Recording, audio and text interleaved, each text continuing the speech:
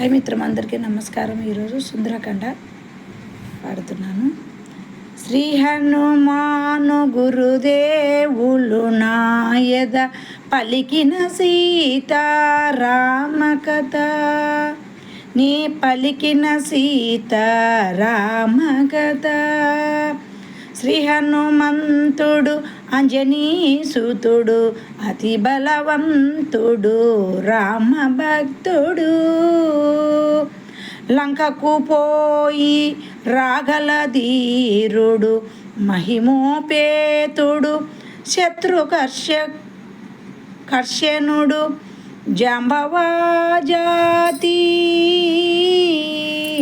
వీరులందరును ప్రేరేపింపగా సమ్మతించెను. లంకేశ్వరుడు అపహరించిన జానకీ మాత జాడ తలసుకోనా.